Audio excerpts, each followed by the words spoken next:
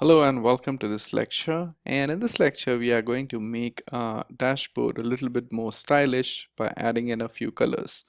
But even before we add a few more colors, let's actually go ahead and add one more functionality to the dashboard, and that's basically to go ahead and visit different pages like the add page, the edit page, the medicine list page, and some other pages which might be present in our application. So let's say you want to display all those links over here in form of buttons over here in a different kind of card. So how exactly are you going to do that? So first of all, what you can do is that you can reuse the components which you have used in your application.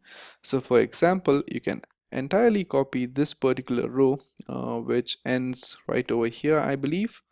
So what you can do is that you can simply go ahead and copy this particular row. So let me just copy this row, and you can actually paste this row over here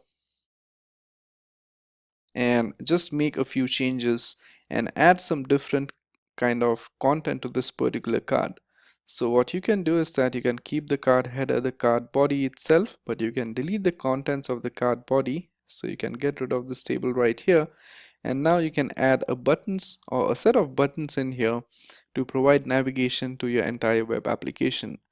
So for example, you can go ahead and create a button class, and let's say this is going to be btn primary, and it's actually going to be a button which is going to redirect you to the add page. So what you can simply do is that you can type in the add medicine text over here, and you can actually set or the link for this button, that is where exactly do we redirect this particular user to. Now you can also use the A tag over here as well instead of a button, and this is actually going to appear as a button, but that's actually going to be a link. So you can either use the A tag or the button tag, and you just add a bunch of functionality in here. So let's say the second link says something like edit medicines. Let's say this thing says something like medicine list. And you can also have an optional button over here as well. And now you can have different hrefs for this particular button. So for example, this is going to redirect you to the meds page, so you can type in /meds over here. And now if we go back to our web page and hit refresh, as you can see, you have these buttons here. So if you click on add medicine, it's going to redirect you to this particular page. For the edit, you should be actually redirected to a different page, so on and so forth. So now these buttons are just for representation purposes, just to show you guys how you can actually design the navigation from the dashboard itself. But in order to add sense to these buttons, you have to go ahead and design them properly. So this should actually redirect us to meds, which is this page right here. And if we wish to add, it should be the URL which is /add.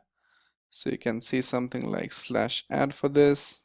For the medicine list, this should have an href which is going to be /meds. And these two are the dummy buttons which you have on the dashboard, and you can add any kind of functionality to them. So for now, this is how our dashboard is going to work. So if we go back to the dashboard, hit refresh, you can go ahead, go to add medicines. You can also go to the medicine list as well.